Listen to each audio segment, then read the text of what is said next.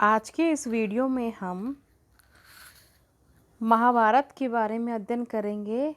महाभारत जो टॉपिक है वह हमारे बीए पार्ट फर्स्ट के पेपर फर्स्ट भारतीय संस्कृति के मूल आधार के अंतर्गत एक टॉपिक है। महाभारत भारतीय महाकाव्यों में महाभारत विश्व भर में प्रसिद्ध है। संभवतः विश्व के किसी देश में इतने विशाल ग्रंथ की रचना नहीं हुई है।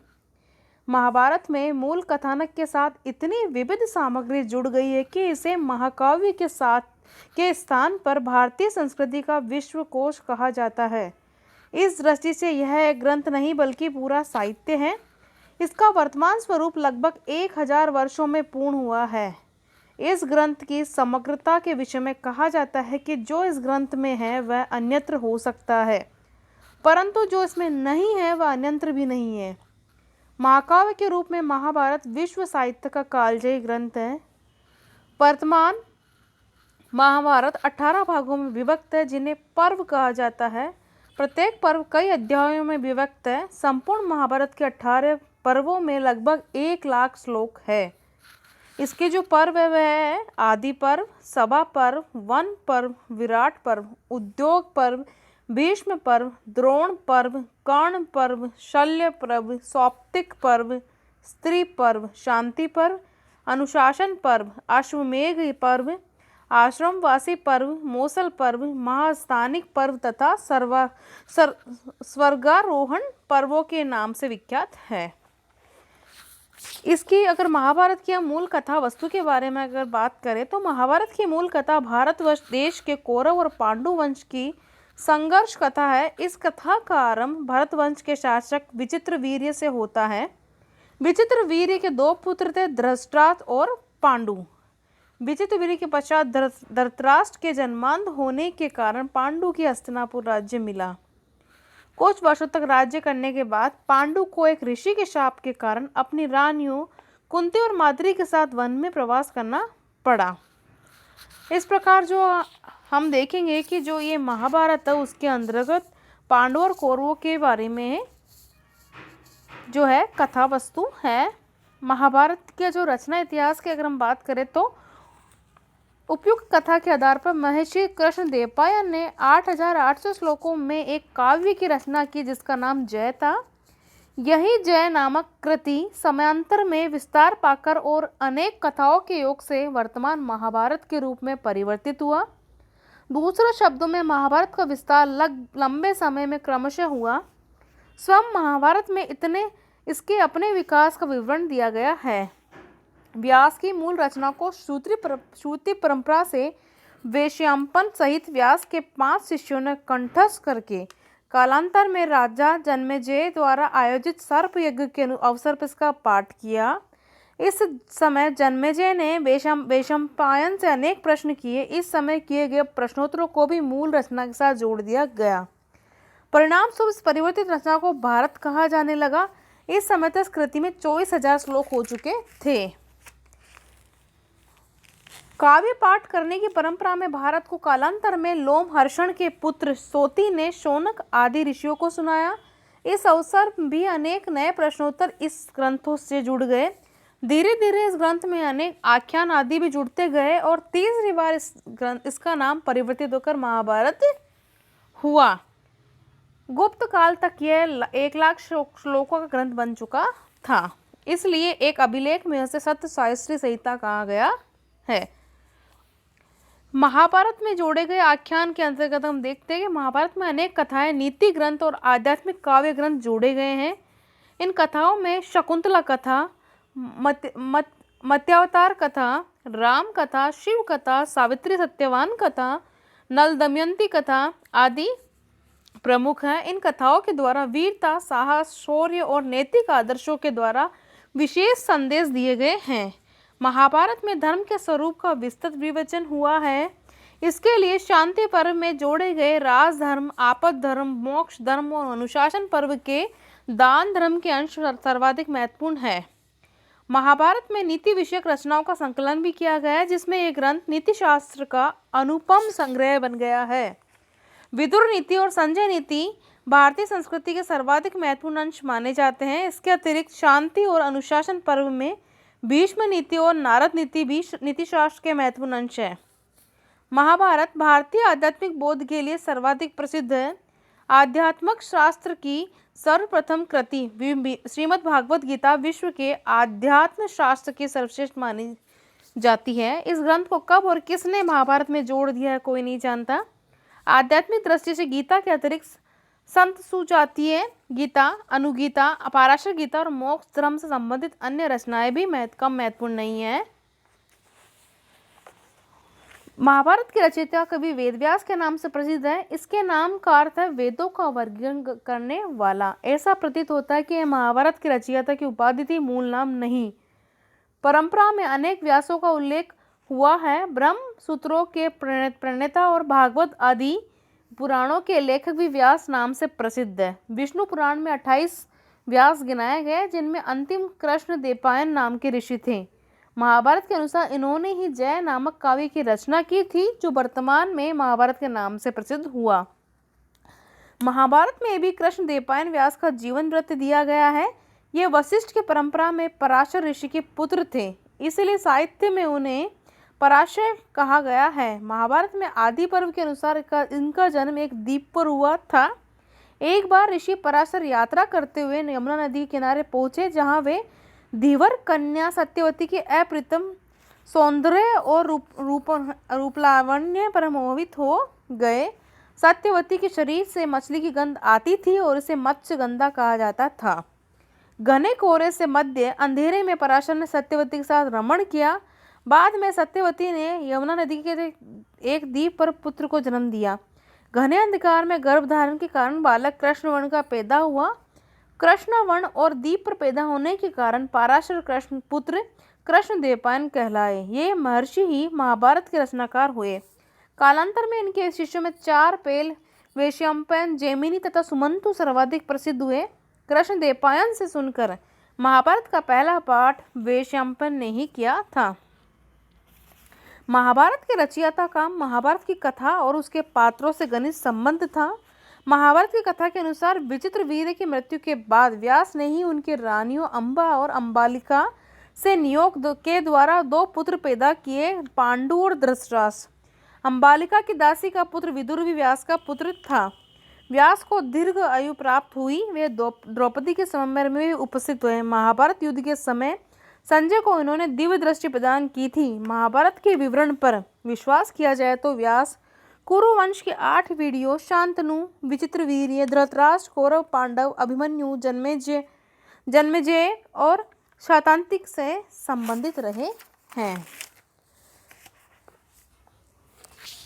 वास्तव में महाभारत जैसा उसके विश्लेषण से स्पष्ट है कि एक व्यक्ति की रचना नहीं है।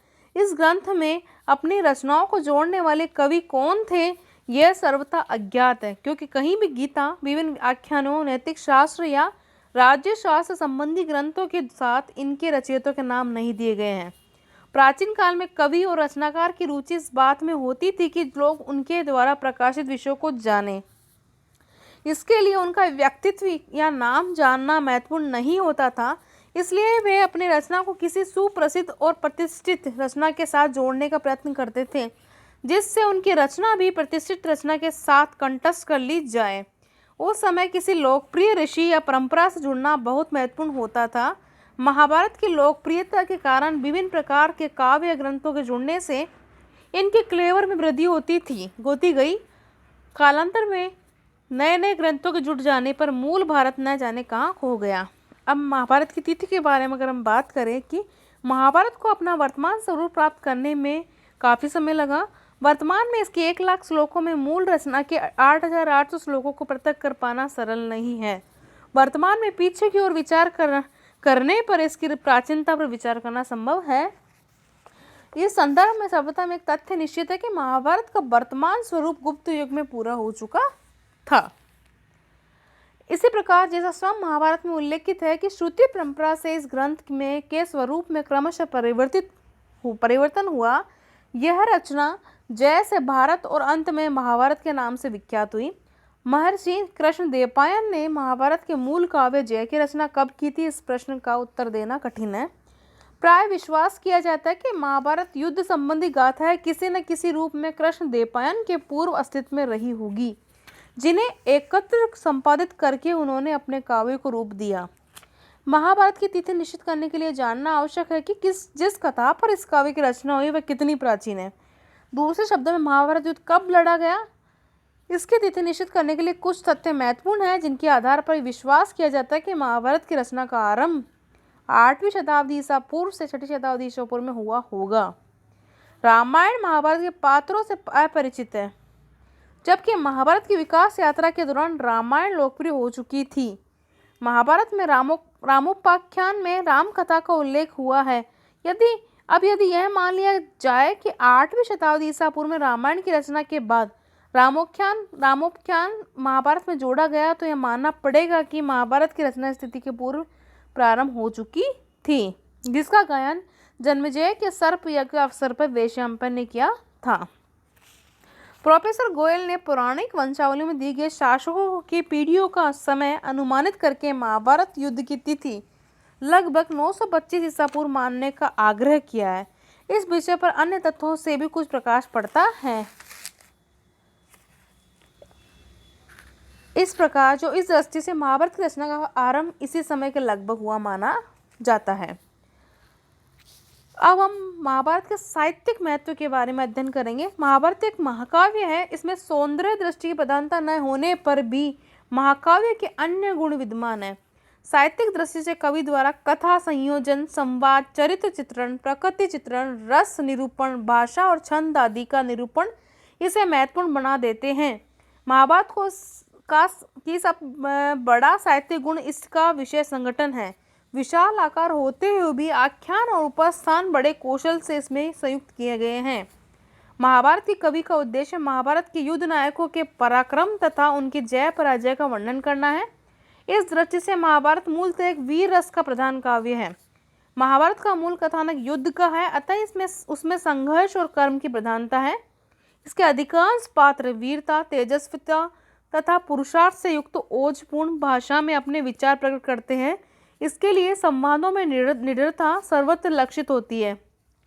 उदाहरण के लिए आदि पर्व में धनुर्विद्या प्रदर्शन के समय दुर्योधन, कर्ण, भीम व अर्जुन के संवाद, सभा पर्व में भीष्म और शिशुपाल के संवाद अर्थवान और बेहद चुटीले हैं। इतना होते हुए भी शांत रस वीर रस को अनियंत्रित नहीं होने देता।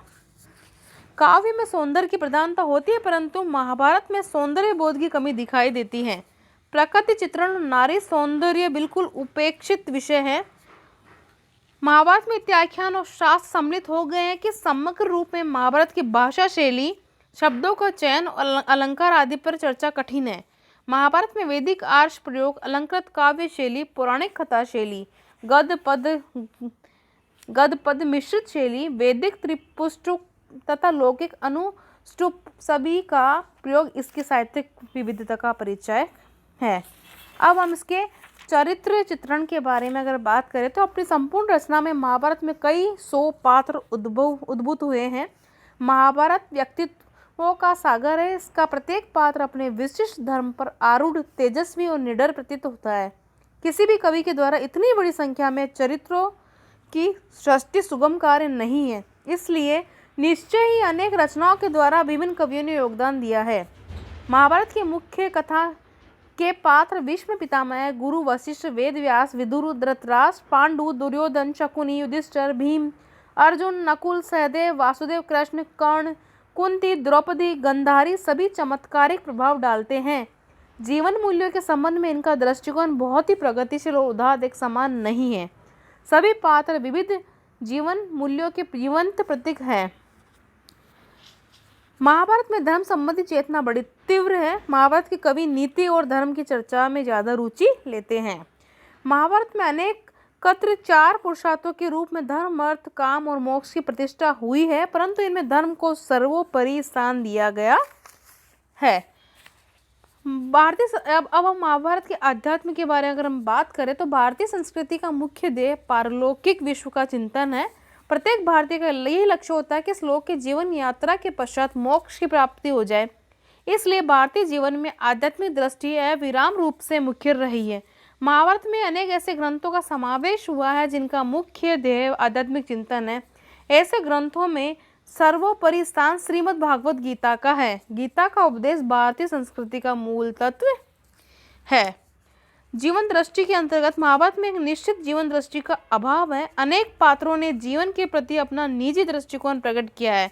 इस समय भारतीय सामाजिक जीवन पर 3 प्रकार से विचार किया गया है। इन विचारकों ने कुछ नियतिवादी है, कुछ कर्म में विश्वास करते हैं और कुछ आध्यात्मिकवादी है। सामाजिक मूल्यों के अंतर्गत महाभारत का संकलन कई शताब्दियों समय समय पर जोड़े गए ग्रंथों के द्वारा हुआ, इसलिए महाभारत में उल्लेख समाज एक काल का नहीं है। अतः महाभारत में वर्णित सामाजिक आदर्शों के समग्र रूप में चर्चा नहीं की जा सकती, लेकिन अधिकांशतः महाभारत की सामाजिक व्यवस्था में कर्म को अधिक महत्व दिया गया है।